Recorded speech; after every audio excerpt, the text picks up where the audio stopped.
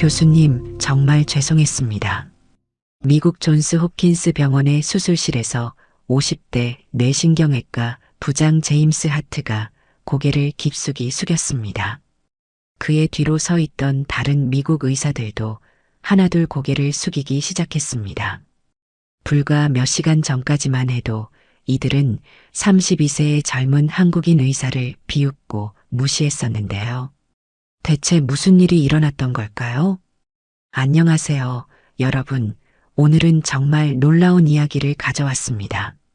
편견과 차별을 딛고 실력으로 인정받은 한국의 젊은 의사 이야기인데요. 이 영상이 도움이 되셨다면 구독과 좋아요 버튼을 눌러주세요. 그럼 지금부터 시작해 보겠습니다. 김준호는 32세라는 놀라운 나이에 S대학교 의과대학 뇌신경외과 교수로 임명되었습니다. 의학계에서는 보통 40대 중반이 되어서야 교수직에 오르는 것이 일반적인데 김준호는 그보다 10년이나 빠른 기록이었죠. 그의 이력은 정말 화려했습니다. S대 의대를 수석으로 졸업한 후 뇌신경외과 레지던트 과정에서도 최우수 성적을 기록했고요. 특히 미세수술 분야에서는 타의 추종을 불허하는 실력을 보여주었습니다. 김준호가 집도한 뇌종양 제거 수술의 성공률은 98.7%였습니다. 일반적인 뇌신경외과 의사들의 평균 성공률이 85% 정도인 것을 고려하면 정말 놀라운 수치였죠. 의학계에서는 그를 골든 핸드라고 부르기 시작했습니다. 하지만 김준호는 여전히 젊어 보이는 외모 때문에 환자들로부터 의심받기도 했습니다. 이렇게 어린 의사가 정말 믿을 만한가? 라는 시선을 받는 것이 일상이었죠. 그러던 중 미국에서 급한 연락이 왔습니다. 존스 홉킨스 병원에서 한국의 뇌신경외과 전문의를 긴급히 찾고 있다는 내용이었는데요. 미국 재무장관 로버트 스미스가 복잡한 뇌종양으로 쓰러졌는데 미국 내 어떤 의사도 수술을 감당할 수 없다는 것이었습니다. 김준호는 고민 없이 미국행을 결정했습니다. 그에게는 이것이 한국 의학의 실력을 세계에 보여줄 기회라고 생각했거든요. 과연 32세의 젊은 한국 의사가 미국 최고의 병원에서 어떤 기적을 일으켰을까요? 그리고 왜 30년 경력의 미국 의사들이 고개를 숙이며 진심으로 사과했을까요? 이 이야기는 단순한 의학 드라마가 아닙니다. 편견과 차별을 뛰어넘어 진정한 실력으로 세계를 놀라게 한 한국인의 감동적인 실화입니다. 김준호 교수의 놀라운 여정을 따라가다 보면 여러분도 가슴 뜨거운 감동과 자부심을 느끼실 거예요. 혹시 이런 영상이 도움이 되신다면 구독 버튼을 꾹 눌러주시고 좋아요와 알림 설정도 해주세요. 그리고 댓글로 여러분의 생각도 들려주시면 정말 감사하겠습니다. 그럼 지금부터 김준호 교수가 미국에서 겪은 놀라운 이야기를 자세히 들려드리겠습니다. 시간을 거슬러 올라가 보겠습니다. 2024년 3월 15일 서울 강남구 논현동에 위치한 한 조용한 카페. 김준호는 노트북 화면을 바라보며 깊은 고민에 빠져 있었습니다. 화면에는 미국 존스 홉킨스 병원에서 온 긴급 이메일이 띄워져 있었죠. 긴급 의료 협력 요청 마이너스 뇌간 종양 환자 수술 자문. 이메일을 보낸 사람은 에밀리 데이비스 박사였습니다. 존스 홉킨스 병원의 신경외과 펠로우로 김준호가 국제의학학회에서 만난 몇 안 되는 서구 의료진 중 하나였죠. 에밀리는 김준호의 논문을 읽고 깊은 인상을 받았던 터였습니다. 김 교수님, 정말 급한 상황입니다. 미국 재무장관이 뇌간 근처에 발생한 복잡한 종양으로 쓰러졌는데 우리 병원의 모든 뇌신경외과 전문의들이 수술 불가 판정을 내렸습니다. 교수님의 도움이 절실히 필요합니다. 김준호는 이메일에 첨부된 MRI 이미지들을 하나하나 살펴봤습니다. 뇌간과 손의 경계 부위에 자리 잡은 4.2cm 크기의 종양. 일반적으로는 접근조차 어려운 위치였습니다.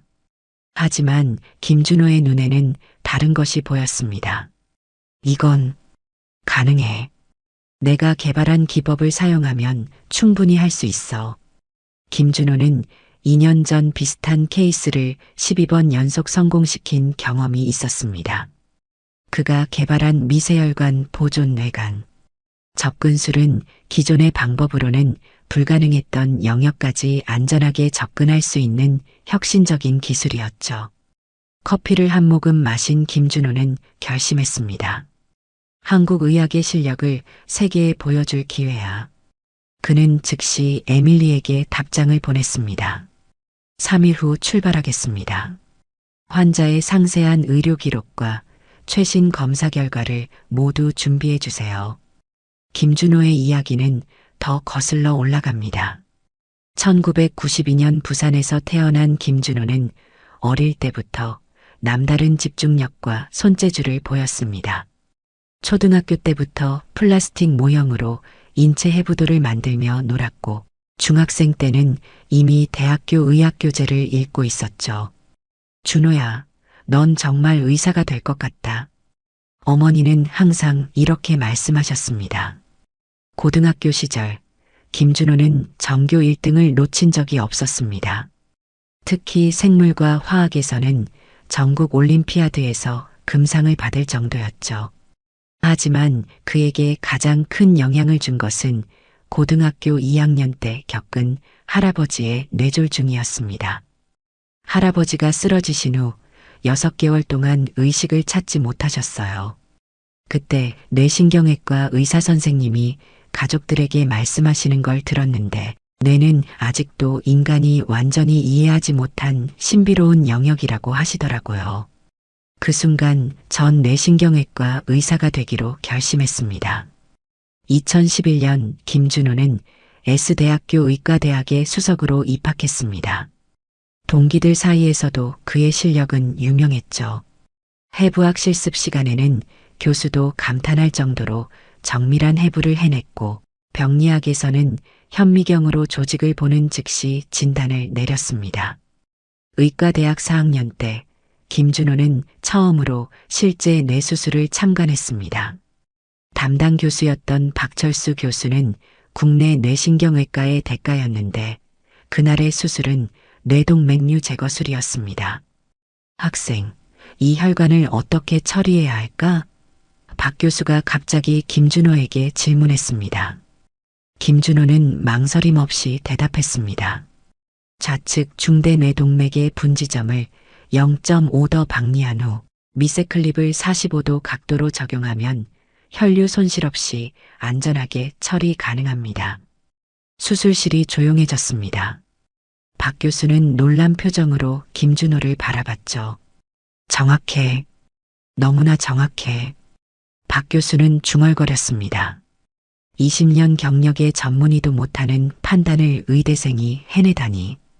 그날 이후 박 교수는 김준호를 특별히 지도하기 시작했습니다. 김준호의 재능이 범상치 않다는 것을 알아챈 것이죠. 2017년 의과대학을 졸업한 김준호는 당연히 뇌신경외과 레지던트로 진로를 정했습니다. 인턴 시절부터 그의 능력은 전설이 되었죠. 응급실에서 뇌출혈 환자가 들어오면 다른 인턴들은 당황했지만 김준호는 침착하게 상황을 파악하고 적절한 처치를 했습니다. 레지던트 1년차 때 김준호는 지도교수의 허락을 받아 첫 번째 단독 수술을 집도했습니다. 보통 3년차가 되어야 가능한 일이었는데 그의 실력을 인정받은 특별한 경우였죠. 손이 떨리지 않니? 선배 레지던트가 물었습니다. 아니요, 오히려 차분해져요. 환자를 살려야 한다는 사명감이 더 크거든요. 김준호의 대답이었습니다. 첫 수술은 대성공이었습니다. 뇌종양 제거술을 완벽하게 해낸 김준호를 본 의료진들은 모두 깜짝 놀랐죠. 마치 10년 경력의 베테랑이 수술한 것 같았거든요. 2021년 레지던트 과정을 최우수 성적으로 마친 김준호는 곧바로 펠로우 과정에 들어갔습니다. 이때부터 그의 연구 능력도 빛을 발했습니다. 뇌간 종양에 대한 새로운 접근법을 연구한 그의 논문은 국제학술지 더 랜섯에 게재되었고 전 세계 뇌신경외과 의사들의 주목을 받았습니다. 2023년 31세의 김준호는 S대학교 의과대학 뇌신경외과 조교수로 임용되었습니다. 한국 의학사상 최연소 기록이었죠.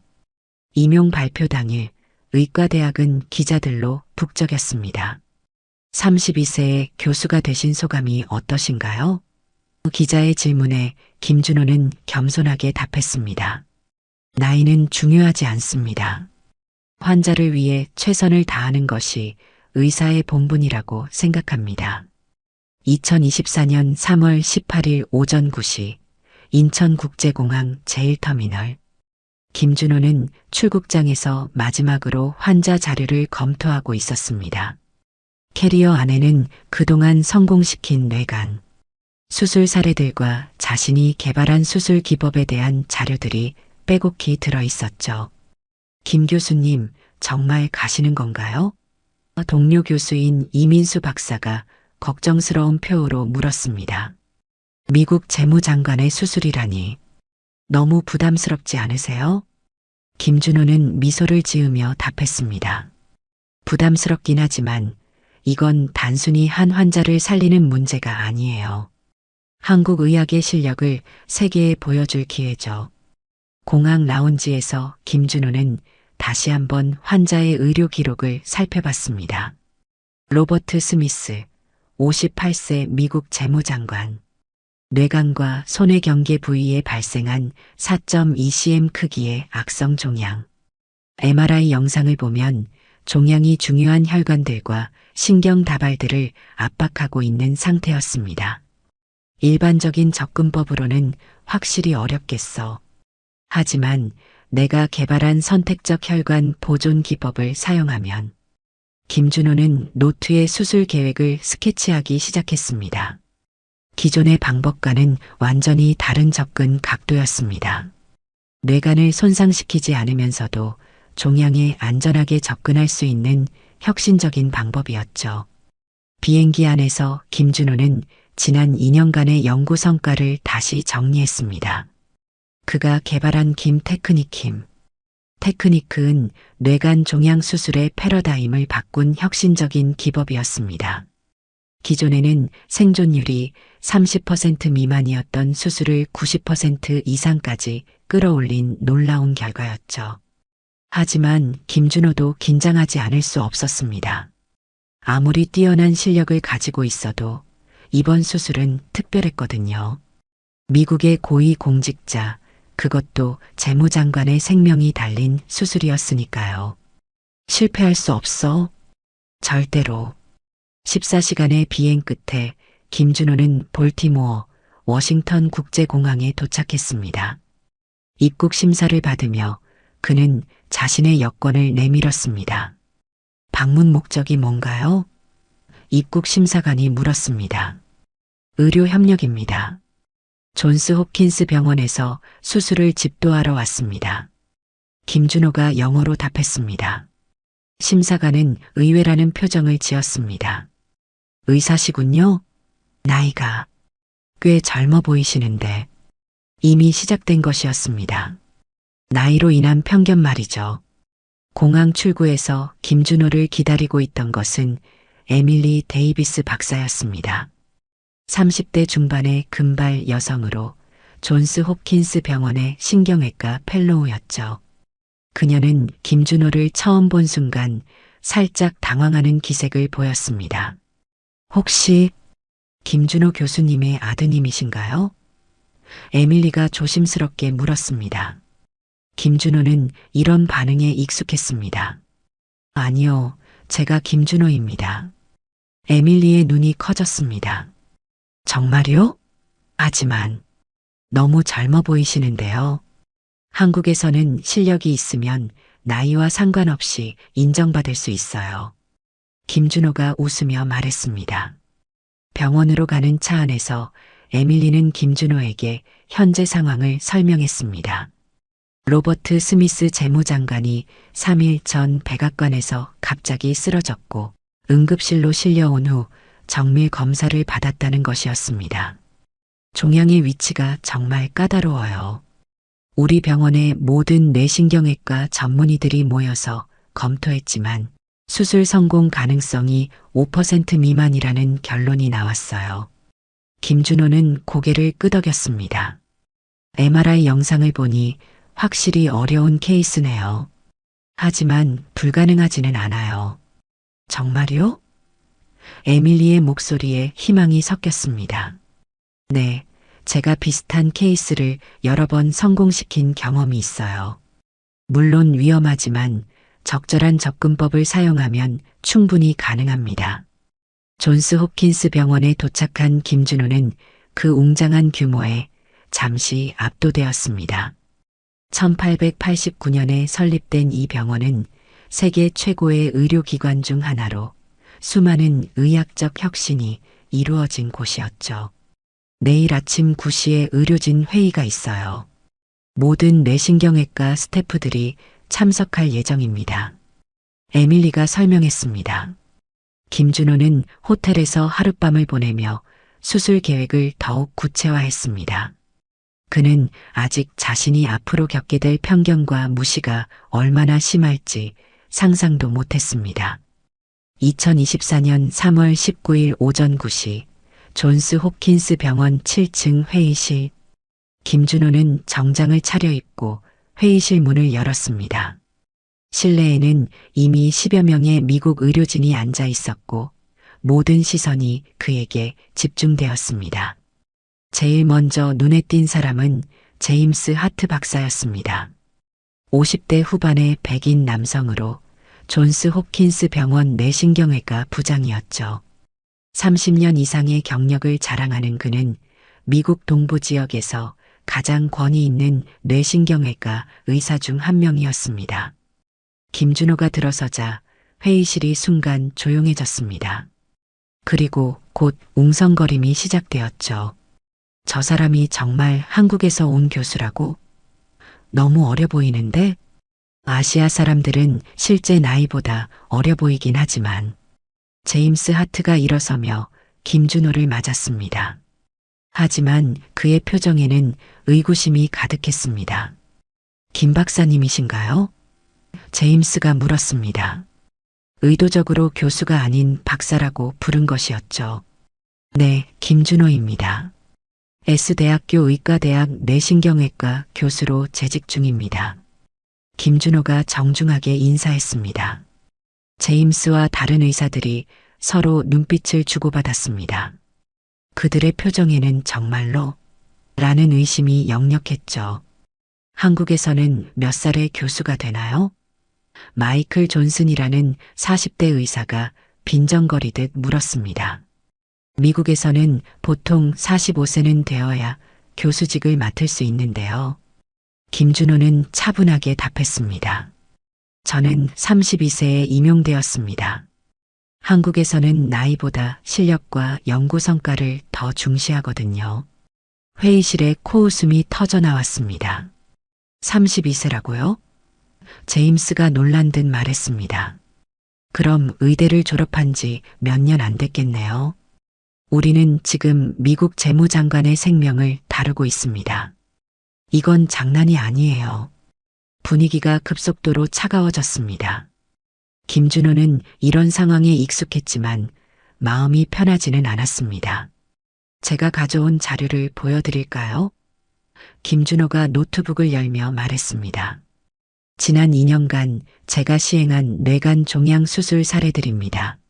하지만 미국 의사들은 관심조차 보이지 않았습니다. 아시아의 의료 환경이 우리와 같다고 생각하시나요? 데이비드 윌슨이라는 50대 의사가 노골적으로 무시하는 말을 했습니다. 미국의 의료 기준은 세계에서 가장 엄격합니다. 김준호는 참을성 있게 견뎠습니다. 의학에는 국경이 없다고 생각합니다. 환자를 살리는 것이 우리의 공통된 목표 아닌가요? 그건 이상론이에요. 제임스가 단호하게 말했습니다. 현실적으로 우리는 30년 이상의 경험을 가진 전문의들이고 당신은 죄송하지만 너무 젊어 보여서 신뢰하기 어렵습니다. 에밀리 데이비스가 중재하려 했습니다. 하지만 김 교수님은 더 랜섯에 논문을 발표하신 분이에요. 뇌간 종양에 대한 새로운 접근법을 개발하셨고 논문이야 누구나 쓸 수 있죠. 마이클이 끼어들었습니다. 중요한 건 실제 수술 경험입니다. 김준호는 깊은 숨을 들이마셨습니다. 제가 집도한 뇌간 종양 수술은 총 47건이고 성공률은 95.7%입니다. 47건? 제임스가 비웃듯 말했습니다. 제가 30년간 집도한 수술이 수천 건입니다. 경험의 차이를 무시할 수는 없어요. 그럼 재무장관의 수술은 어떻게 하실 건가요? 김준호가 조심스럽게 물었습니다. 회의실이 조용해졌습니다. 잠시 후 제임스가 무거운 목소리로 말했습니다.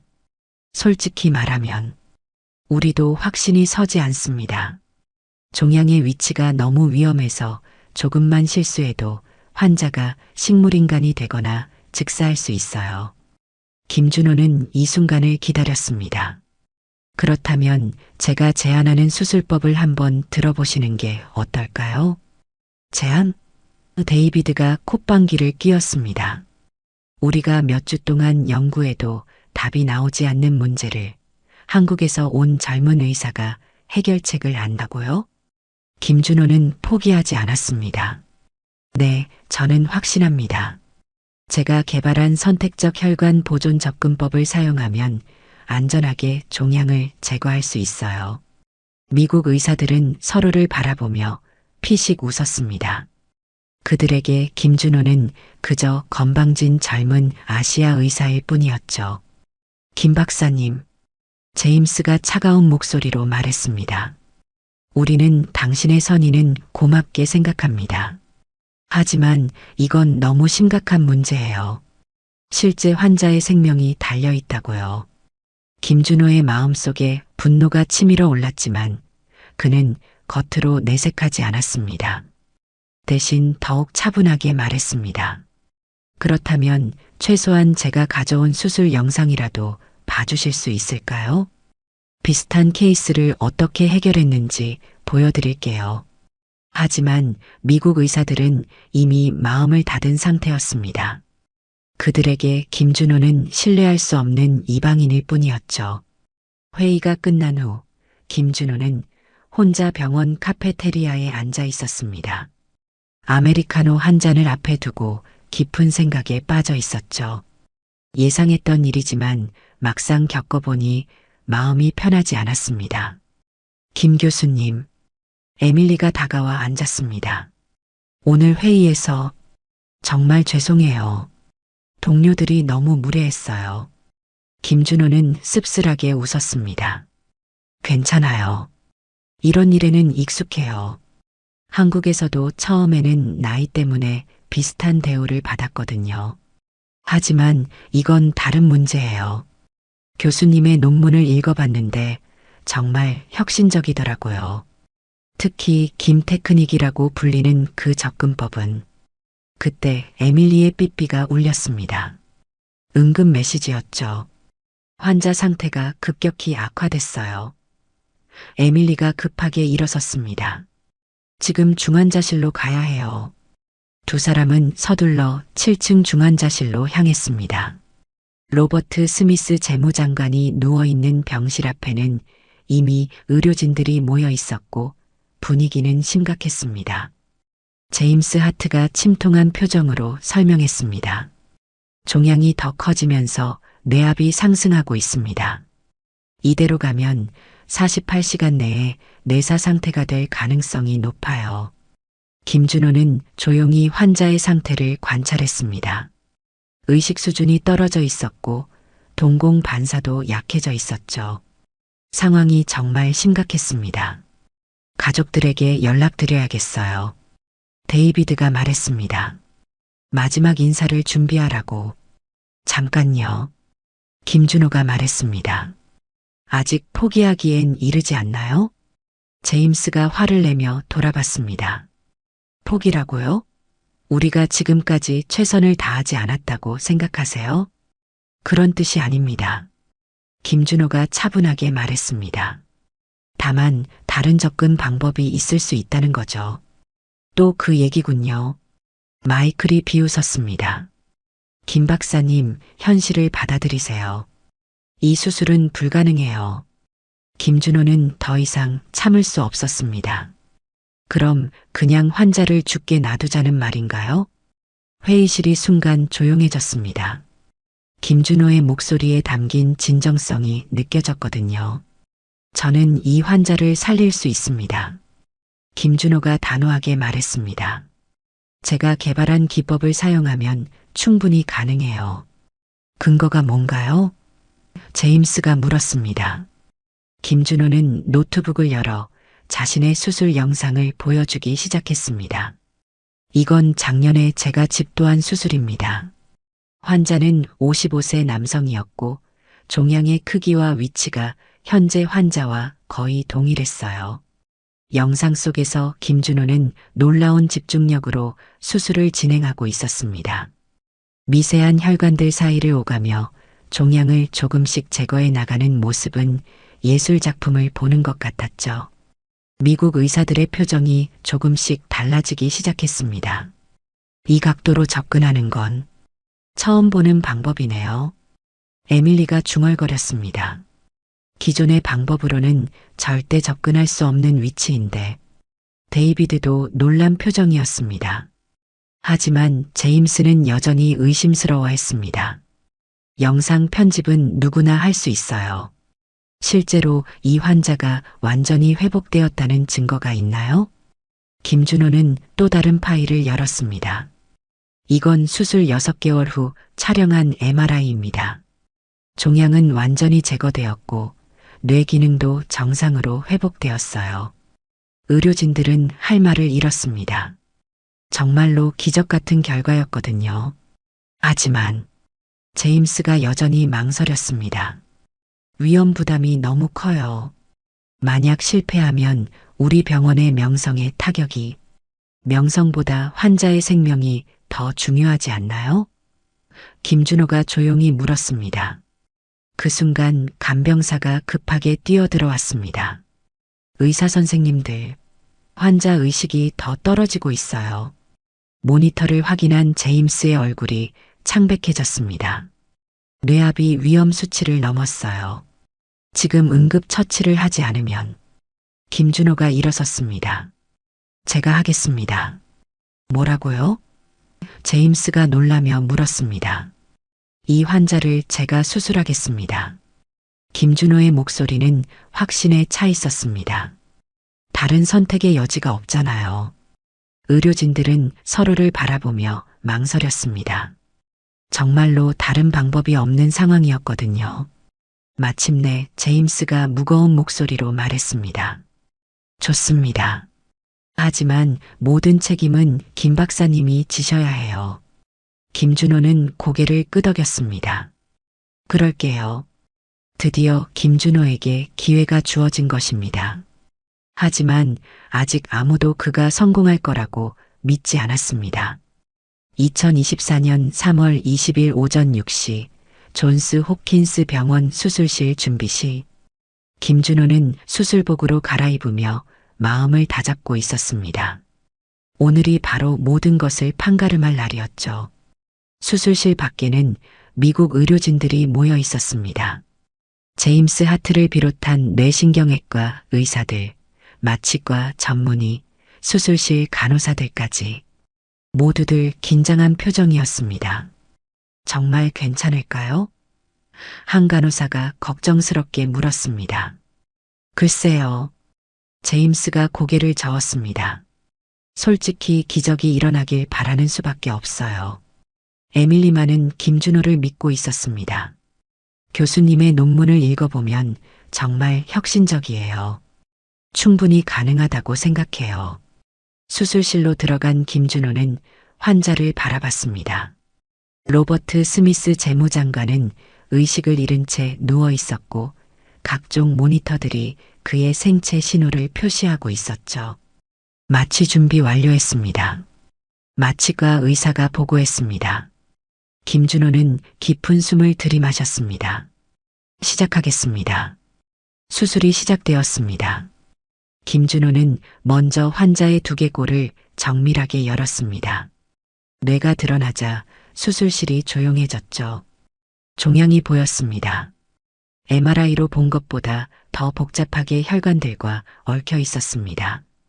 관찰실에서 지켜보던 미국 의사들이 웅성거렸습니다. 저 위치는 정말 접근하기 어려운데 혈관이 너무 복잡해. 조금만 실수해도. 하지만 김준호는 흔들리지 않았습니다. 그는 자신만의 방법으로 수술을 진행했죠. 기존의 방법과는 완전히 다른 각도에서 종양에 접근하기 시작했습니다. 저건 어떤 방법이지? 데이비드가 놀라며 물었습니다. 처음 보는 접근법이에요. 에밀리가 대답했습니다. 논문에서 읽었던 김 테크닉인 것 같아요. 김준호의 손은 정말 신의 손 같았습니다. 미세한 혈관들 사이를 정밀하게 오가며 종양을 조금씩 제거해 나갔죠. 일반적으로는 불가능한 각도에서의 접근이었지만 김준호는 마치 수십 년 경험이 있는 베테랑처럼 자연스럽게 수술을 진행했습니다. 이 시간이 지났습니다. 종양의 절반이 제거되었습니다. 신기해. 마이클이 중얼거렸습니다. 정말로 제거하고 있어. 4시간이 지났습니다. 종양의 80%가 제거되었습니다. 믿을 수 없어. 저 위치에서 어떻게 저렇게 정밀하게. 제임스도 감탄했습니다. 6시간이 지났습니다. 이제 마지막 단계였습니다. 가장 위험한 부분, 뇌관과 직접 연결된 종양 조직을 제거해야 했죠. 수술실의 긴장감이 최고조에 달했습니다. 조금만 실수해도 환자는 즉사할 수 있는 순간이었거든요. 김준호는 더욱 집중했습니다. 그의 손은 전혀 떨리지 않았고 눈빛은 레이저처럼 예리했습니다. 마침내 마지막 종양 조직이 제거되었습니다. 종양 제거 완료. 김준호가 조용히 말했습니다. 하지만 아직 끝이 아니었습니다. 출혈을 완전히 멈추고 상처를 봉합해야 했죠. 이 시간 후 모든 수술이 끝났습니다. 총 8시간의 대장정이었습니다. 환자 상태 확인해 주세요. 김준호가 말했습니다. 마취과 의사가 환자의 상태를 점검했습니다. 맥박 정상, 혈압 안정, 뇌압 정상, 범위 회복. 수술실에 안도의 한숨이 퍼졌습니다. 김준호는 수술복을 벗으며 관찰실을 바라봤습니다. 미국 의사들은 모두 믿을 수 없다는 표정으로 그를 바라보고 있었죠. 수술실 문이 열리자 제임스가 가장 먼저 달려왔습니다. 어떻게 가능한 일인가요? 제임스의 목소리는 떨렸습니다. 김준호는 차분하게 답했습니다. 환자가 살아있습니다. 그것이 가장 중요한 거죠. 수술실에서 나온 김준호를 맞이한 것은 미국 의료진들의 경이로운 시선이었습니다. 그들은 방금 전까지도 불가능하다고 여겼던 수술이 성공적으로 끝났다는 사실을 받아들이기 어려워했죠. 정말 성공한 건가요? 데이비드가 떨리는 목소리로 물었습니다. 네, 종양은 완전히 제거되었고 환자의 상태도 안정적입니다. 김준호가 확신에 찬 목소리로 답했습니다. 제임스 하트는 여전히 믿기지 않는다는 표정이었습니다. 30년 경력으로도 본 적 없는 기술이었어요. 도대체 어떻게 그런 접근이 가능했던 거죠? 김준호가 설명하려던 순간 에밀리 데이비스가 급하게 뛰어왔습니다. 그녀의 손에는 태블릿이 들려 있었고 얼굴에는 충격과 당황이 뒤섞인 표정이었죠. 김 교수님, 에밀리가 숨을 헐떡이며 말했습니다. 지금 하버드 의대에서 연락이 왔어요. 하버드에서요? 제임스가 의아해했습니다. 에밀리는 태블릿 화면을 돌려 보였습니다. 교수님이 작년에 더 랜섯에 발표한 논문이 여기 있어요. 나벌 어프로치 투 BRAIN 스템 투머 리섹션 더 킴 테크니크. 이 논문이 전 세계 뇌신경외과계에 엄청난 파장을 일으켰대요. 제임스의 얼굴이 창백해지기 시작했습니다. 더 랜서는 세계에서 가장 권위 있는 의학 저널 중 하나였거든요. 그리고 이것도 보세요. 에밀리가 다른 화면을 띄웠습니다. 네이처 메더선에 실린 또 다른 논문이에요. 레볼루셔너리 MICROSURGICAL 테크니크스 인 누로서저리 A 패러다임 시프트. 이것도 교수님 연구예요. 미국 의사들은 서로를 바라보며 당황했습니다. 네이처 메더선 역시 세계 최고 수준의 학술지였죠. 잠깐, 이건 마이클이 화면을 자세히 들여다봤습니다. 인용 횟수가 2847회라고? 이건 엄청난 수치인데? 에밀리는 계속해서 자료를 보여줬습니다. 하버드 의대, 메이오, 클리닉, 클리블랜드 클리닉에서 모두 교수님을 초청하려고 했었대요. 하지만 교수님이 모두 거절하셨다고 하네요. 제임스의 다리가 휘청거렸습니다. 그럼 우리가 지금까지. 그리고 이것 좀 보세요. 에밀리가 또 다른 기사를 띄웠습니다. 작년 국제뇌신경외과 학회에서 올해의 혁신상을 받으신 거예요. 32세 최연소 수상자라고 되어 있어요. 데이비드가 휴대폰을 꺼내 빠르게 검색하기 시작했습니다. 김준호, 킴.-5. 이런 구글의 정보가 쏟아져 나와. 뭐라고 나와? 제임스가 급하게 물었습니다. 골든 핸드 닥터, 21세기 뇌신경외과의 천재, 뇌수술의 새로운 패러다임을 제시한 혁신가. 이런 식으로 나와요. 미국 의사들의 얼굴이 점점 더 창백해졌습니다. 그들이 그동안 무시하고 비웃었던 사람이 세계적인 권위자였다는 사실을 깨달은 것이죠. 여기 더 있어요. 에밀리가 계속 읽었습니다. 지난해 독일의 한 환자를 원격으로 지도해서 수술에 성공시켰다는 기사도 있고 프랑스의 한 병원에서 자문을 요청했다는 내용도 있어요. 제임스 하트는 마침내 상황을 완전히 이해했습니다. 그들 앞에 서 있는 것은 단순한 젊은 의사가 아니라 전 세계가 인정하는 뇌신경외과의 거장이었던 것입니다.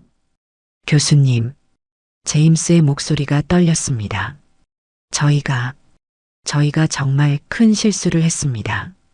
김준호는 여전히 겸손한 미소를 지었습니다. 실수라니요. 처음 만나는 사람을 조심스럽게 대하는 것은 당연한 일이죠. 아니에요. 제임스가 고개를 저었습니다. 우리는 선입견에 사로잡혀 있었어요. 나이와 국적으로 사람을 판단했죠. 다른 의사들도 하나둘 고개를 숙이기 시작했습니다. 교수님, 정말 죄송합니다. 마이클이 진심으로 사과했습니다. 제가 너무 무례했어요. 저도 마찬가지입니다. 데이비드도 고개를 숙였습니다. 교수님의 실력을 의심했던 제 자신이 부끄럽습니다. 김준호는 그들을 바라보며 말했습니다. 괜찮습니다. 이런 일은 어디서나 일어날 수 있어요. 중요한 것은 환자가 살았다는 거죠. 그때 간병사가 급하게 뛰어왔습니다. 의사 선생님들, 환자가 깨어났어요. 모든 의료진이 중환자실로 달려갔습니다. 로버트 스미스 재무장관이 천천히 눈을 뜨고 있었습니다. 여기가 어디죠? 환자가 약한 목소리로 물었습니다.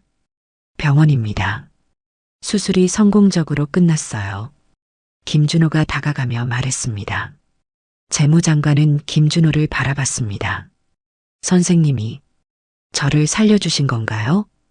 우리 모두가 함께 노력한 결과입니다. 김준호가 겸손하게 답했습니다. 제임스 하트는 이 장면을 보며 깊은 감동을 받았습니다. 진정한 의사의 모습이 바로 저런 것이구나 싶었죠. 수술 성공 소식은 빠르게 병원 전체에 퍼졌습니다. 존스 홉킨스 병원 역사상 가장 어려운 뇌간 종양 수술 중 하나였던 이번 케이스가 완벽하게 성공한 것이었죠. 더욱 놀라운 것은 이 기적을 32세의 한국인 의사가 해냈다는 사실이었습니다. 다음 날 아침 병원장 로버트 윌리엄스가 직접 김준호를 만나러 왔습니다. 60대의 백인 남성으로 존스 홉킨스 병원을 30년간 이끌어온 베테랑이었죠. 김 교수님, 정말 감사합니다. 윌리엄스 병원장이 진심으로 말했습니다. 교수님이 아니었다면 우리는 환자를 잃었을 거예요. 김준호는 겸손하게 고개를 숙였습니다. 제가 할 수 있는 일을 했을 뿐입니다. 겸손하시네요. 윌리엄스가 웃었습니다. 사실 저희가 교수님에 대해 조사해 봤습니다. 정말 놀라운 이력을 가지고 계시더군요. 병원장은 계속해서 말했습니다. 우리 병원에서 정식으로 교수직을 제안하고 싶습니다. 연봉이나 연구 환경, 모든 조건을 최고 수준으로 보장해 드리겠어요. 김준호는 잠시 생각에 잠겼습니다. 존스 홉킨스 병원의 교수직은 전 세계 의사들이 꿈꾸는 자리였죠. 하지만 그의 답은 의외였습니다. 감사한 제안이지만 저는 한국으로 돌아가야 해요. 왜요? 윌리엄스가 의아해했습니다. 여기서 더 많은 연구를 하고 더 많은 환자들을 도울 수 있는데요. 김준호는 창밖을 바라보며 말했습니다. 한국에도 저를 필요로 하는 환자들이 많아요. 그리고 젊은 의사들에게 제가 배운 기술을 가르쳐야 하고요. 윌리엄스는 김준호의 진정성에 감동했습니다. 정말 훌륭한 마음가짐이세요. 그때 제임스 하트가 들어왔습니다. 그의 얼굴에는 어제와는 완전히 다른 표정이 있었죠. 존경과 감사, 그리고 약간의 부끄러움이 섞여 있었습니다. 김 교수님, 제임스가 정중하게 인사했습니다. 어제 정말 죄송했습니다. 제가 편견에 사로잡혀 있었어요. 김준호는 손을 내밀며 말했습니다. 이제 우리는 동료잖아요. 제임스는 김준호의 손을 잡으며 진심으로 말했습니다. 교수님으로부터 많은 것을 배웠습니다. 실력뿐만 아니라 진정한 의사의 자세까지요. 이때 에밀리 데이비스가 급하게 들어왔습니다. 교수님, 큰일 났어요. 무슨 일이에요? 김준호가 놀라며 물었습니다. 언론에서 교수님 이야기가 나오기 시작했어요. 에밀리가 태블릿을 보여줬습니다. CNN, FOX, MBC에서 모두 보도하고 있어요.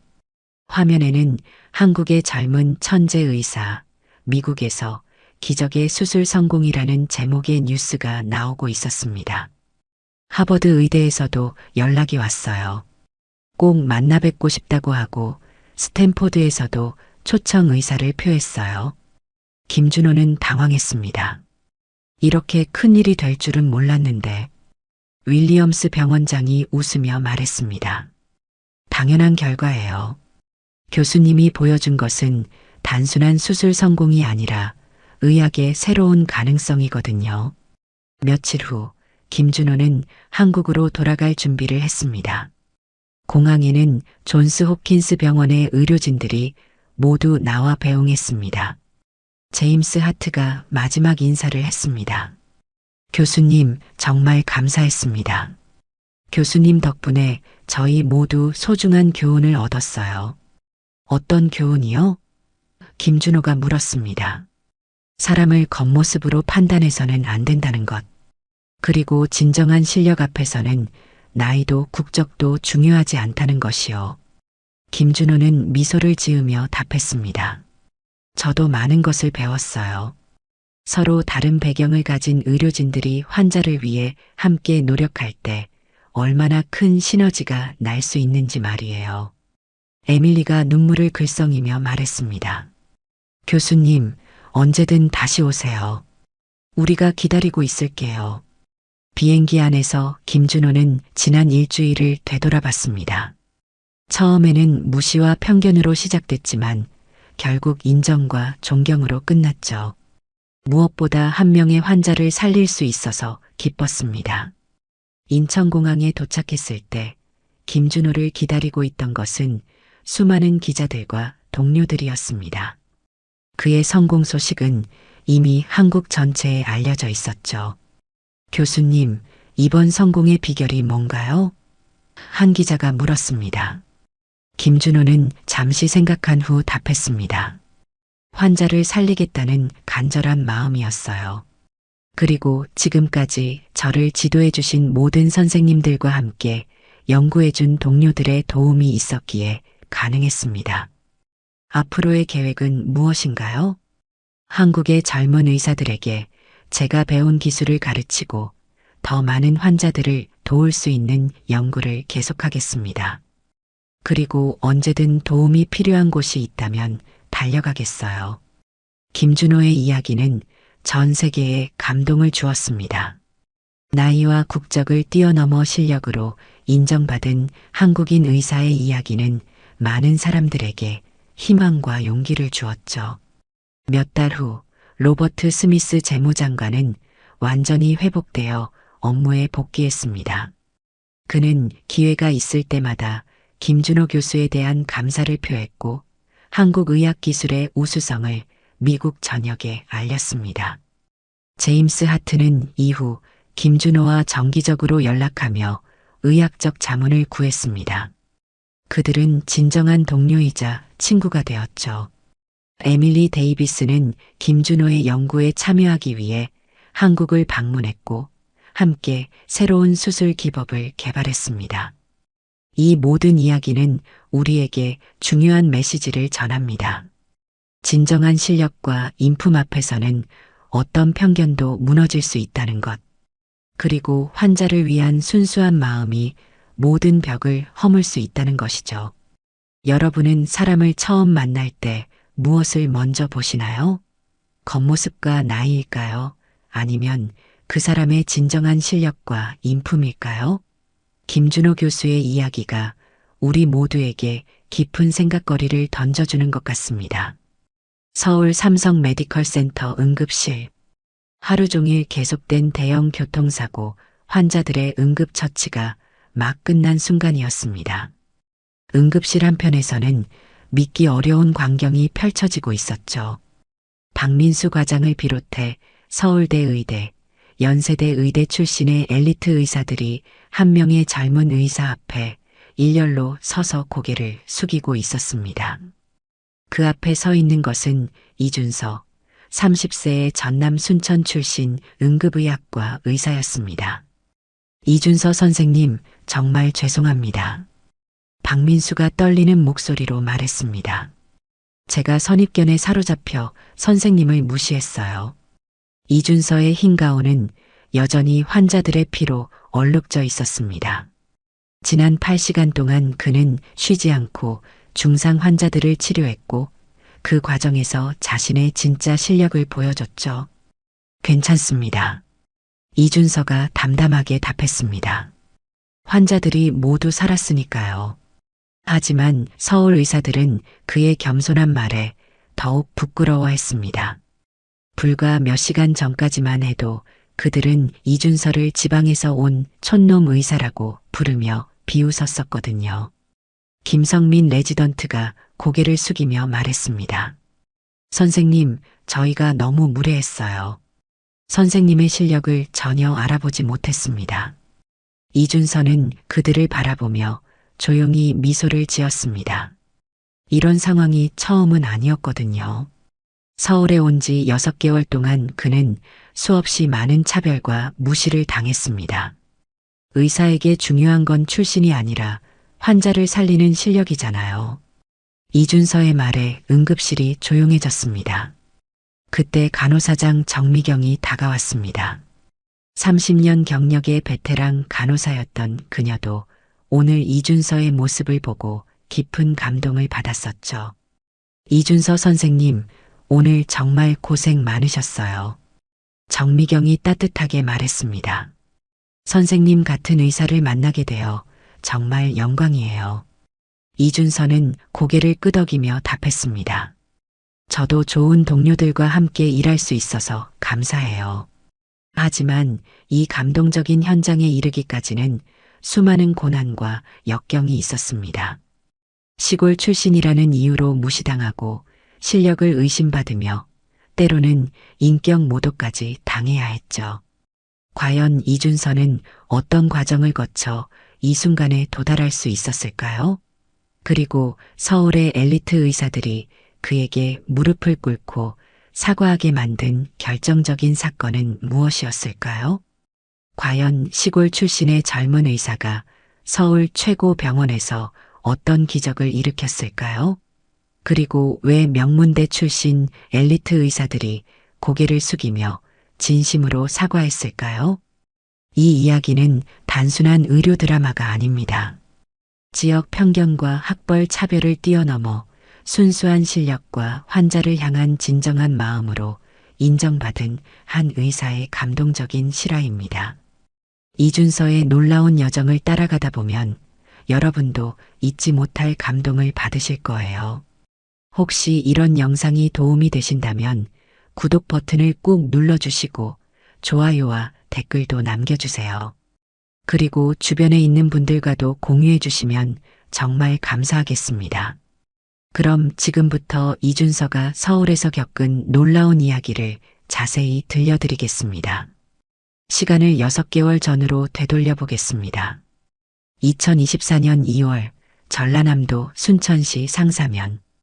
여전히 아침 안개가 자욱한 시골 마을에 작은 한옥집이 하나 있었습니다.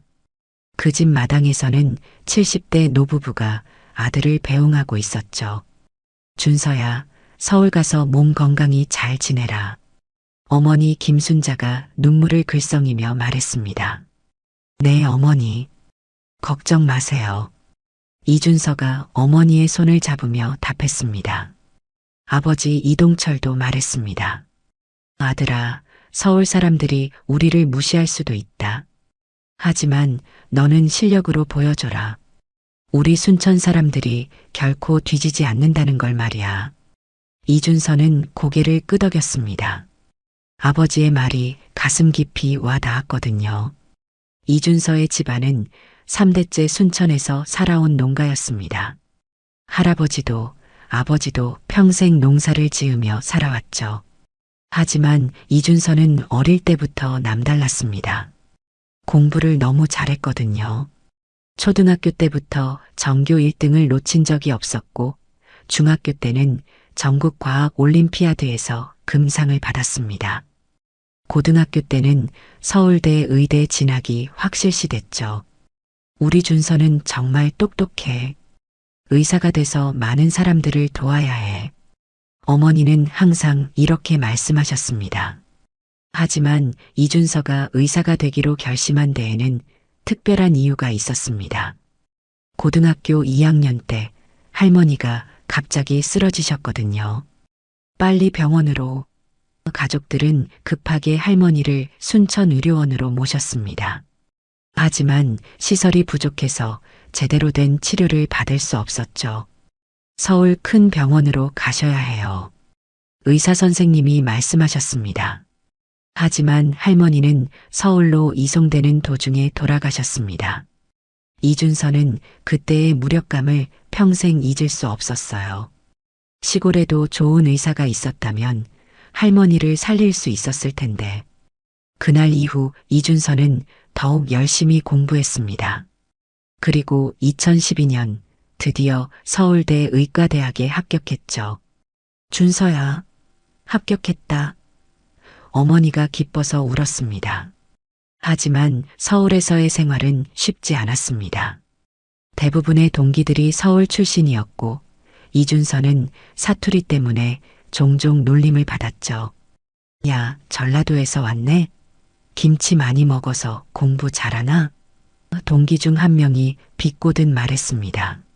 하지만 이준서는 굴복하지 않았습니다. 오히려 더욱 열심히 공부해서 6년 내내 상위 5% 안에 들었죠. 2018년 의과대학을 졸업한 이준서는 응급의학과를 선택했습니다. 다른 동기들은 성형외과나 피부과 같은 돈 되는 과를 선택했지만 이준서는 달랐어요. 응급의학과요? 왜 그런 힘든 과를 선택해요? 교수님이 의아해하셨습니다. 가장 급한 환자들을 도울 수 있는 곳이니까요. 이준서의 답이었습니다. 레지던트 과정에서도 이준서는 최선을 다했습니다. 밤새 응급실에서 환자를 돌보고 주말에도 병원에 나와서 공부했죠. 2022년 이준서는 응급의학과 전문의가 되었습니다. 그리고 순천의료원에서 2년간 근무했어요. 준서야, 서울 큰 병원에서 일하는 게 어떠냐? 아버지가 제안하셨습니다. 이준서도 더 큰 무대에서 실력을 펼치고 싶었습니다. 그래서 2024년 2월 삼성 메디컬 센터 응급의학과에 지원했고 합격했죠. 드디어 서울이네. 이준서는 가슴이 뛰었습니다. 하지만 그는 아직 서울에서 어떤 시련이 기다리고 있는지 몰랐습니다.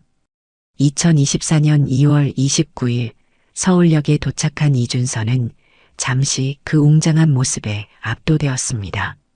순천에서는 볼 수 없었던 거대한 규모와 수많은 사람들이 분주하게 오가는 모습이었죠. 와, 정말 크다. 이준서는 캐리어를 끌며 지하철 2호선으로 향했습니다. 삼성 메디컬 센터에 도착한 이준서는 다시 한번 놀랐습니다. 건물의 규모가 순천의료원의 10배는 되어 보였거든요. 로비에는 최첨단 시설들이 즐비했고 환자들과 의료진들이 바쁘게 움직이고 있었습니다. 이준서 선생님이시죠? 인사팀 직원이 다가왔습니다. 응급의학과 박민수 과장님이 기다리고 계세요. 박민수 과장은 45세의 서울대 의대 출신으로 응급의학과에서 15년간 근무한 베테랑이었습니다. 첫 만남에서 그는 이준서를 위아래로 훑어봤죠. 이준서 선생님? 순천에서 오셨다고 들었는데 박민수의 목소리에는 미묘한 의구심이 섞여 있었습니다. 네, 안녕하세요. 이준서입니다. 이준서가 정중하게 인사했습니다. 순천의료원에서 2년 근무하셨다고 하던데 거기서는 어떤 케이스들을 주로 다뤘나요? 박민수가 물었습니다. 농촌 지역 특성상 교통사고, 농기계 사고, 그리고 고령 환자들의 응급 상황을 많이 접했습니다. 이준서가 답했습니다. 박민수는 고개를 끄덕였지만 표정은 별로 인상적이지 않다는 듯 했습니다. 여기는 서울이라 좀 다를 거예요. 환자 수도 많고 케이스도 훨씬 복잡하거든요. 응급의학과 의사들과의 첫 만남도 비슷했습니다. 대부분이 서울 소재 의대 출신들이었고 이준서를 보는 시선에는 호기심보다는 의구심이 더 많았죠. 새로 오신 분이 이준서 선생님이시군요. 김성민 레지던트가 말했습니다. 전남대 의대 출신이시라고 들었는데 아니요, 서울대 의대 출신입니다. 이준서가 정정했습니다. 서울대요? 그런데 왜 순천에서 근무하셨어요? 다른 의사가 의외라는 표정으로 물었습니다. 고향이라서요. 그리고 그곳에도 도움이 필요한 환자들이 많거든요. 이준서가 답했습니다. 의사들은 서로 눈빛을 주고받았습니다.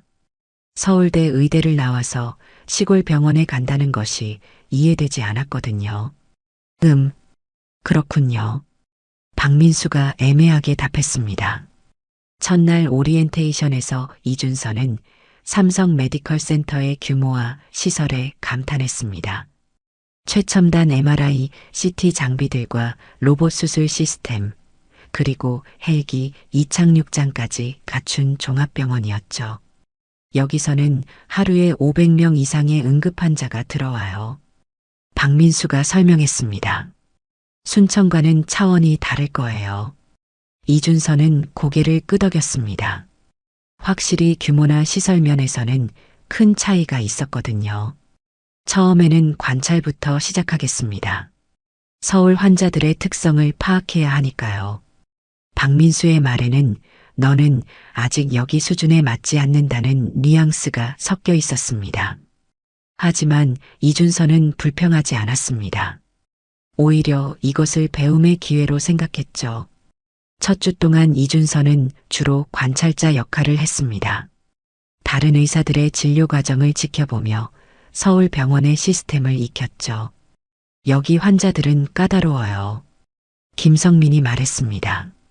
다들 의료진 경력부터 묻고 어느 대학 나왔는지 확인하거든요. 실제로 이준서가 지켜본 환자들은 순천에서 만났던 환자들과 달랐습니다. 의료진에 대한 요구 수준이 높았고 때로는 무례하기도 했죠. 의사 선생님, 혹시 어느 대학 나오셨어요? 한 환자가 김성민에게 물었습니다. 연세대 의대입니다. 김성민이 답하자 환자의 표정이 밝아졌습니다. 아, 그럼 안심이네요. 명문대 나오신 분이니까. 이준서는 이런 모습들을 보며 복잡한 심정이었습니다. 환자에게 중요한 건 의사의 출신이 아니라 실력인데 말이죠. 첫 주가 지나고 드디어 이준서도 실제 환자를 맡게 되었습니다. 하지만 박민수 과장은 그에게 비교적 간단한 케이스들만 배정했죠. 처음이니까 천천히 해보세요. 박민수의 말은 배려처럼 들렸지만 이준서는 그 속뜻을 알 수 있었습니다. 그럼에도 이준서는 최선을 다했습니다. 작은 케이스라도 환자를 대할 때는 최고의 집중력을 발휘했죠. 이준서 선생님은 정말 꼼꼼하시네요. 간호사 정미경이 말했습니다. 환자 한 명 한 명을 정말 세심하게 돌보시더라고요.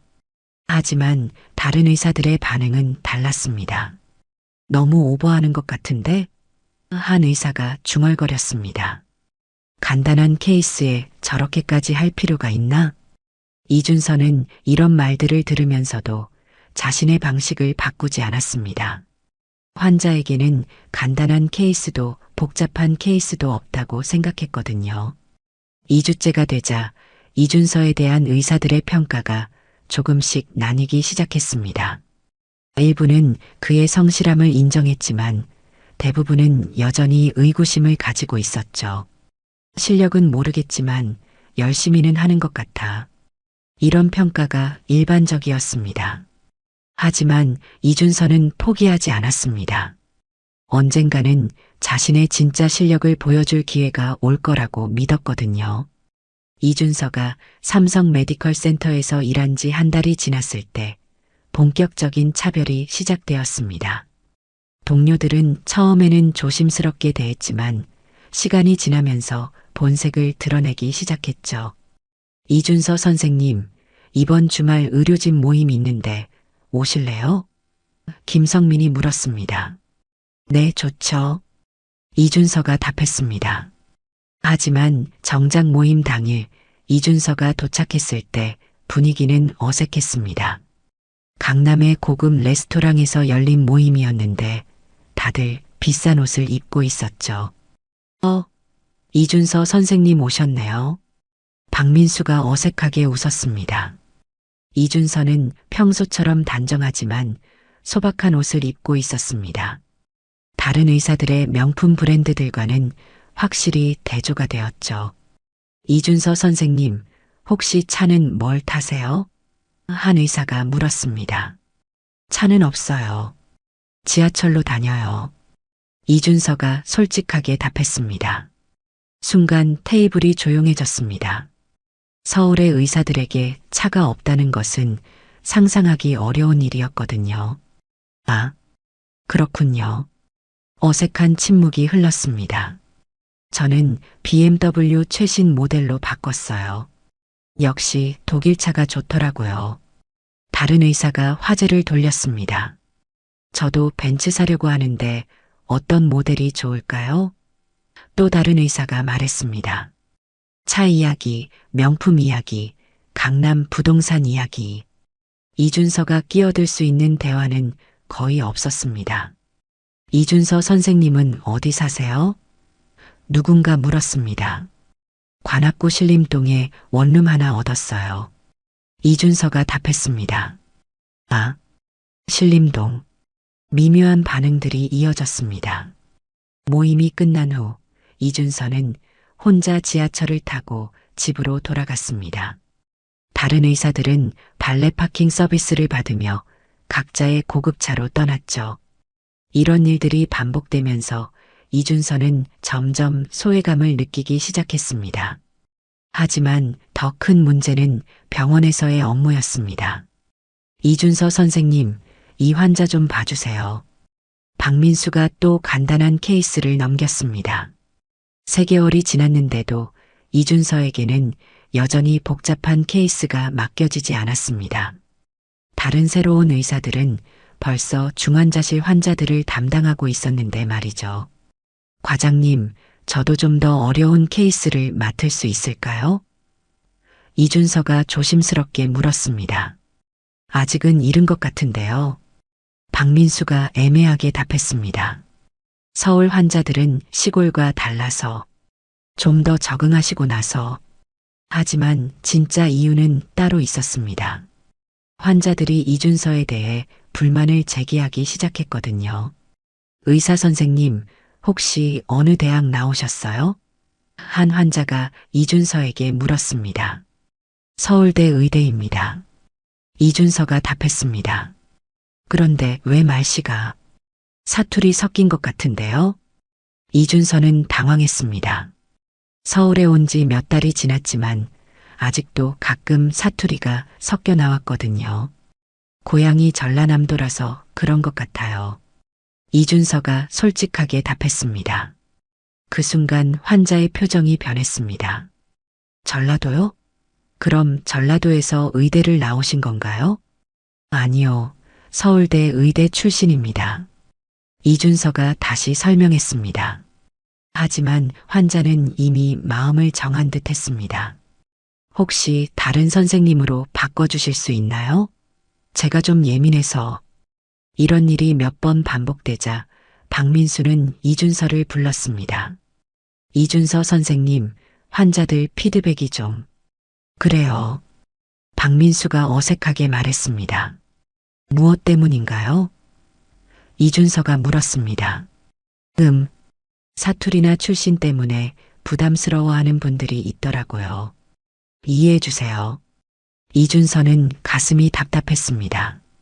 실력으로 평가받는 게 아니라 출신 지역으로 판단받는 현실이 서글펐거든요. 사정은 동료 의사들 사이에서도 마찬가지였습니다. 이준서 선생님, 이번 컨퍼런스 발표는 김성민 선생님이 하는 게 좋을 것 같아요. 박민수가 말했습니다. 이준서가 준비한 케이스 발표를 다른 의사에게 넘긴 것이었습니다. 왜요? 제가 준비했는데. 이준서가 물었습니다. 아, 김성민 선생님이 발표를 더 잘하거든요. 그리고 외부 의사들도 오시니까. 이미지도 중요하고. 이준서는 무슨 말인지 알 수 있었습니다. 자신이 서울다운 이미지가 아니라는 뜻이었죠. 점심시간에도 마찬가지였습니다.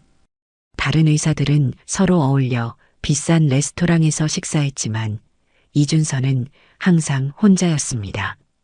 이준서 선생님은 안 오세요? 가끔 누군가 형식적으로 물었지만 진심은 아니었습니다. 저는 괜찮아요. 이준서는 항상 이렇게 답했습니다. 사실 이준서도 알고 있었습니다. 자신이 그들과 다르다는 것을. 성장 배경도 경제적 여건도 말투도 모든 게 달랐죠. 하지만 가장 힘들었던 것은 실력을 제대로 평가받지 못한다는 점이었습니다. 이준서는 열심히는 하는데 뭔가 촌스러워. 동료들의 뒷담화가 이준서의 귀에도 들렸습니다. 시골에서 오래 있어서 그런가? 센스가 좀 떨어지는 것 같아. 환자들도 별로 안 좋아하더라고. 뭔가 믿음이 안 간다나 뭐라나. 이준서는 이런 말들을 들으면서도 참았습니다. 언젠가는 자신의 진정한 실력을 보여줄 기회가 올 거라고 믿었거든요. 하지만 그 기회가 이렇게 극적으로 올 줄은 상상도 못했습니다. 2024년 8월 15일 오전 10시 30분 경부고속도로 서울 방향 150km 지점. 광복절 연휴를 맞아 서울로 향하는 차량들로 도로가 꽉 차 있었습니다. 그때 끔찍한 사고가 일어났죠. 고속으로 달리던 25톤 트럭이 갑자기 브레이크가 고장나면서 앞차들을 들이받았습니다. 순식간에 15대의 차량이 연쇄 추돌하는 대형 사고가 발생한 것이었습니다. 119입니다. 신고 접수. 소방서에 신고가 빗발쳤습니다. 경부고속도로에서 대형 교통사고 발생. 차량 15대, 부상자 다수. 10시 45분 삼성 메디컬센터 응급실에 비상이 걸렸습니다. 대형 교통사고 환자들이 들어옵니다. 간호사장 정미경이 큰 소리로 알렸습니다. 박민수 과장이 급하게 나왔습니다. 몇 명이나 들어와요? 중상자 12명, 경상자 8명으로 예상됩니다. 알겠습니다. 모든 의료진 비상 소집.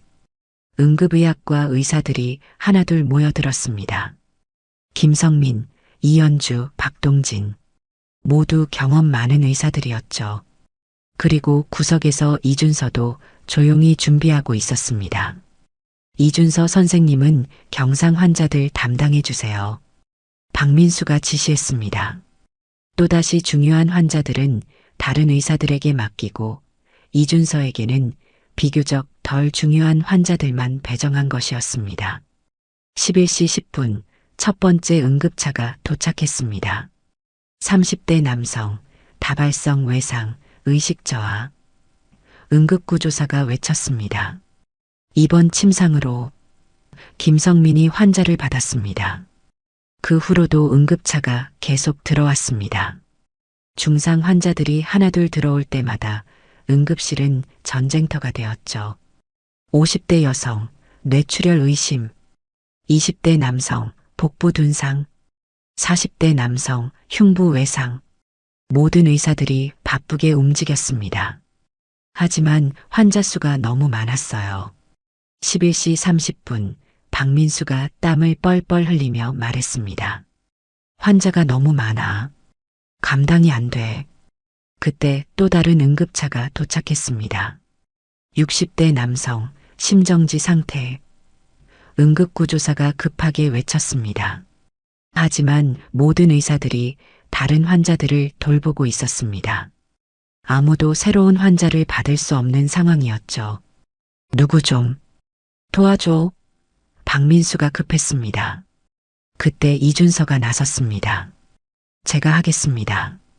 이준서가 말했습니다. 아니야, 이건 너무 심각한 케이스야. 박민수가 망설였습니다. 하지만 다른 선택의 여지가 없었습니다. 이준서가 아니면 그 환자는 아무도 돌볼 수 없는 상황이었거든요. 알겠어. 그럼 일단. 이준서는 심정지 환자에게 달려갔습니다. 60대 남성으로 교통사고로 인한 외상성 심정지 상태였죠. CPR 시작. 이준서가 즉시 심폐소생술을 시작했습니다. 하지만 상황은 절망적이었습니다. 환자는 이미 10분 이상 심정지 상태였고 복부에서는 심한 출혈이 계속되고 있었어요. 선생님, 환자 상태가. 간호사가 걱정스럽게 말했습니다. 포기하지 마세요. 이준서가 단호하게 말했습니다. 이준서는 순천에서의 경험을 떠올렸습니다. 농촌에서는 이런 절망적인 상황을 자주 접했거든요. 그리고 그때마다 끝까지 포기하지 않고 환자를 살려냈었죠. 제세동기 준비. 이준서가 외쳤습니다. 차지. 클리어. 전기 충격을 가했지만 심박동은 돌아오지 않았습니다. 다시. 이준서는 계속 시도했습니다. 주변에서 지켜보던 다른 의사들은 고개를 저었습니다. 이미 포기해야 할 시점이라고 생각했거든요. 하지만 이준서는 달랐습니다. 그는 환자의 몸 상태를 더 정밀하게 살펴봤어요. 복부 출혈이 심하다. 혹시 복강 내 장기 손상이? 이준서는 즉시 복부 초음파를 시행했습니다. 그리고 문제를 발견했죠. 비장 파열, 복강 내 출혈이 심해요. 이준서가 외쳤습니다. 즉시 수술실로. 이준서는 환자를 수술실로 옮기면서도 계속 심폐소생술을 시행했습니다. 그리고 수술 중에도 직접 집도했죠. 2시간 후 기적이 일어났습니다. 환자의 심박동이 돌아온 것이었습니다. 맥박이 돌아왔어요.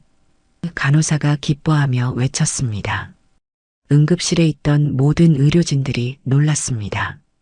누구도 살릴 수 없다고 생각했던 환자를 이준서가 살려낸 것이었거든요.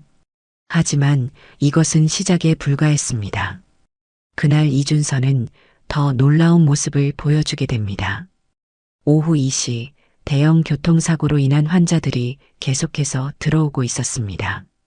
이준서가 첫 번째 심정지 환자를 성공적으로 소생시킨 후 응급실 분위기는 조금 달라졌죠. 이준서 선생님, 정말 대단하네요. 간호사 정미경이 감탄했습니다. 하지만 박민수를 비롯한 다른 의사들은 여전히 반신반의했습니다. 운이 좋았을 거라고 생각했거든요. 그때 더 심각한 환자가 들어왔습니다.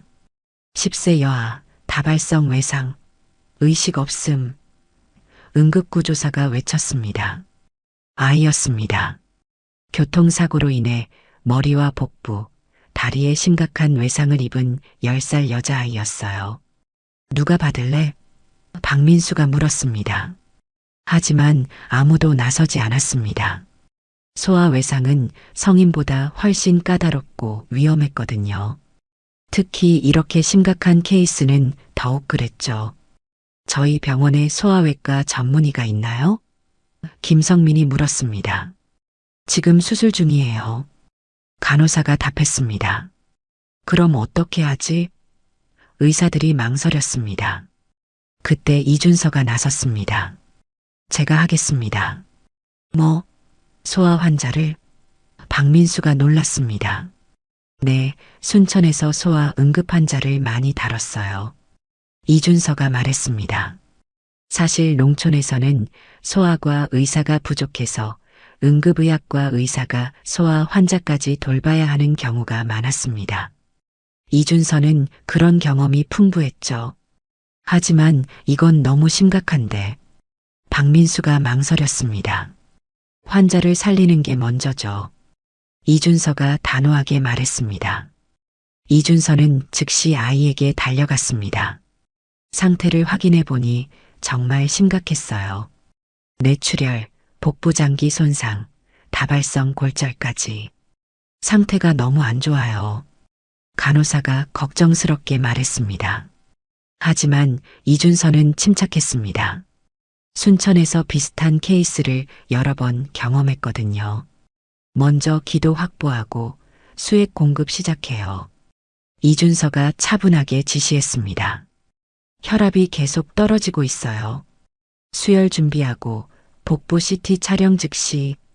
이준서의 지시는 정확하고 신속했습니다. 다른 의사들이 지켜보는 가운데 그는 마치 20년 경력의 베테랑처럼 환아를 다뤘죠. CT 결과 나왔어요. 간 파열, 비장 손상, 즉시 수술실로. 이준서가 외쳤습니다. 수술실로 가는 도중에도 이준서는 계속 환아의 상태를 모니터링했습니다. 그리고 수술 중에는 놀라운 집중력을 보여줬죠. 이렇게 작은 아이의 복부 수술을 정말 정밀해야 하는데. 수술실 간호사가 중얼거렸습니다. 하지만 이준서의 손은 전혀 떨리지 않았습니다. 마치 천상의 솜씨처럼 정교하고 빨랐죠. 3시간 후 수술이 끝났습니다. 수술 성공했습니다. 이준서가 발표했습니다. 수술실에 있던 모든 의료진이 박수를 쳤습니다. 정말 기적 같은 일이었거든요. 어떻게 가능한 거야? 박민수가 믿을 수 없다는 표정으로 말했습니다. 하지만 이것으로 끝이 아니었습니다. 오후 4시 또 다른 응급 상황이 발생했거든요. 대형 버스 사고 환자 추가 입원. 간호사가 외쳤습니다.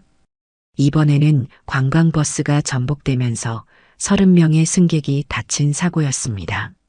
이런 환자가 너무 많아. 박민수가 당황했습니다. 의료진이 부족해요. 김성민도 걱정했습니다. 그때 이준서가 말했습니다. 제가 트리아지 시스템을 운영하겠습니다. 트리아지? 박민수가 물었습니다. 트리아지는 대량 환자 발생 시 환자들을 중증도에 따라 분류하고 우선순위를 정하는 응급의학의 핵심 시스템이었습니다. 순천에서 대형 사고 때 여러 번 경험했어요. 이준서가 설명했습니다. 이준서는 즉시 응급실 입구에서 들어오는 환자들을 분류하기 시작했습니다. 빨간색 태그 마이너스 즉시 치료, 노란색 태그 마이너스 지연 치료 가능, 초록색 태그 마이너스 경상. 이준서의 판단은 놀라울 정도로 정확했습니다. 환자 한 명을 보는데 10초도 걸리지 않았지만 그 판단은 베테랑 의사들보다 더 정확했죠. 저 사람 정말 대단하네. 다른 의사들이 중얼거렸습니다. 어떻게 저렇게 빨리 판단하지? 이준서의 지휘하에 응급실이 체계적으로 운영되기 시작했습니다. 혼란스럽던 상황이 질서 있게 정리되었죠. 이준서 선생님 덕분에 환자들을 효율적으로 치료할 수 있겠어요. 정미경 간호사장이 감탄했습니다. 오후 6시 모든 응급 환자들의 치료가 마무리되었습니다. 총 48명의 환자 중 단 한 명의 사망자도 없었죠. 믿을 수 없어. 박민수가 중얼거렸습니다. 이렇게 많은 환자를 모두 살리다니. 다른 의사들도 이준서를 다시 보기 시작했습니다. 더 이상 그를 시골 의사로 볼 수 없었거든요. 하지만 진짜 놀라운 사실은 아직 밝혀지지 않았습니다. 오후 6시 30분 모든 응급환자 치료가 끝난 후 응급실은 조용해졌습니다. 의료진들은 지친 기색이 역력했지만 모든 환자를 살려냈다는 뿌듯함으로 가득했죠. 정말 대단한 하루였어요. 간호사 정미경이 말했습니다. 그때 박민수 과장의 휴대폰이 울렸습니다. 대한응급의학회에서 걸려온 전화였죠. 네, 박민수입니다. 네, 이준서 선생님이요? 박민수의 표정이 점점 놀라움으로 변해갔습니다. WHO 재난의학 자문위원이라고요? 그분이 저희 병원에. 다른 의사들이 박민수 주위로 모여들었습니다. 네, 알겠습니다. 박민수가 전화를 끊고 나서 이준서를 바라봤습니다. 그의 얼굴에는 충격과 당황이 가득했죠. 이준서 선생님, 박민수의 목소리가 떨렸습니다. 혹시 WHO 재난의학 자문위원 맞으세요? 이준서는 잠시 침묵했습니다. 그리고 조용히 고개를 끄덕였죠. 네, 맞습니다. 응급실이 순간 조용해졌습니다. WHO 재난의학 자문위원은 전 세계에서 몇십 명밖에 없는 최고 권위자들이었거든요. 그럼 선생님이. 김성민이 말을 잇지 못했습니다. 박민수가 급하게 인터넷 검색을 시작했습니다. 그리고 곧 놀라운 사실들을 발견했죠. 이준서, 리 전마이너스 시오. 이런. 박민수의 얼굴이 창백해졌습니다. 무슨 일이에요? 다른 의사들이 물었습니다. 이준서 선생님이 2023년 네팔 대지진 때 국제구조팀 의료 책임자였어요. 뭐라고요? 박민수가 계속 읽어나갔습니다. 2022년 터키 지진 때도 2021년 아프가니스탄 난민 캠프에서도 의사들의 얼굴이 점점 경악으로 변해갔습니다. 그리고 여기 보세요. 국제응급의학저널에 발표한 논문이 47편이에요. 인용 횟수가 5,000번이 넘네. 김성민이 중얼거렸습니다. 그리고 이건 박민수의 목소리가 더욱 떨렸습니다. 하버드 의대에서 3번이나 교수직 제안을 받았는데 모두 거절했다고 나와 있어요. 이연주가 급하게 다른 검색을 시작했습니다. 여기 재난의학의 아버지라고 불린다고 되어 있어요. 순천의료원에서 근무한 2년 동안 국제재난지역을 오가며 봉사활동을 했다고. 의사들은 서로의 얼굴을 바라봤습니다. 그들이 그동안 무시하고 비웃었던 사람이 세계적인 권위자였던 것이죠. 선생님, 박민수가 떨리는 목소리로 말했습니다. 저희가 정말 큰 실수를 했습니다. 이준서는 여전히 차분했습니다. 괜찮습니다. 처음 만나는 사람을 조심스럽게 대하는 건 당연한 일이에요. 아니에요. 김성민이 고개를 저었습니다. 우리는 선입견에 사로잡혀 있었어요. 다른 의사들도 하나둘 고개를 숙이기 시작했습니다. 선생님, 정말 죄송합니다. 이연주가 눈물을 글썽이며 말했습니다. 제가 너무 무례했어요. 저도 마찬가지예요. 박동진도 고개를 숙였습니다. 출신 지역으로 사람을 판단했던 제 자신이 부끄럽습니다. 박민수가 깊이 고개를 숙였습니다. 선생님, 정말 용서해 주세요. 제가 과장으로서 정말 잘못했습니다. 이준서는 그들을 바라보며 따뜻하게 미소 지었습니다. 다들 환자를 위해 최선을 다하는 좋은 의사들이에요. 그것만으로도 충분합니다. 그때 간호사장 정미경이 말했습니다. 선생님, 그런데 왜 이런 대단한 이력을 숨기셨어요? 이준서가 창밖을 바라보며 답했습니다. 이력이 중요한 게 아니라 환자를 얼마나 잘 돌보느냐가 중요하다고 생각해요. 그리고 이준서가 잠시 멈췄다가 계속했습니다. 저는 그냥 고향에서 배운 마음을 잊지 않으려고 해요. 환자 앞에서는 모든 의사가 똑같다는 것 말이에요. 의사들은 이준서의 말에 깊이 감동받았습니다. 진정한 의사의 자세가 무엇인지 깨달은 것이죠. 선생님, 앞으로 저희와 함께 일해주세요. 박민수가 진심으로 말했습니다. 저희가 선생님께 많이 배우고 싶어요. 물론이죠. 이준서가 웃으며 답했습니다. 우리 모두 환자를 위해 함께 노력해요. 그날 밤 의료진들은 함께 회식을 했습니다. 하지만 이번에는 분위기가 완전히 달랐죠. 모두들 이준서를 진심으로 존경하고 있었거든요. 선생님, 정말 대단해요. 김성민이 말했습니다. 오늘 보여주신 모습, 평생 잊지 못할 것 같아요. 저도 많이 배웠어요. 이준서가 답했습니다. 여러분의 전문성과 열정을 보면서 말이에요. 며칠 후 이준서에 대한 소식이 언론에 알려지기 시작했습니다. 세계적 재난의학 권위자가 삼성 메디컬 센터에라는 기사가 나온 것이죠. 하지만 이준서는 여전히 변하지 않았습니다. 매일 지하철로 출근하고 소박한 옷을 입고 환자 한 명 한 명을 정성스럽게 돌봤죠. 선생님은 정말 대단해요. 환자 한 분이 말했습니다. 다른 의사들과 뭔가 달라요. 무엇이 다른가요? 이준서가 물었습니다. 진심이 느껴져요. 정말로 저를 낫게 해주려는 마음이. 이준서는 웃으며 답했습니다. 모든 의사가 그런 마음이에요. 저만 특별한 건 아니거든요. 6개월 후 이준서는 삼성 메디컬 센터의 응급의학과 부과장으로 승진했습니다. 하지만 그보다 더 중요한 것은 모든 동료들의 진정한 존경을 받게 되었다는 점이었죠.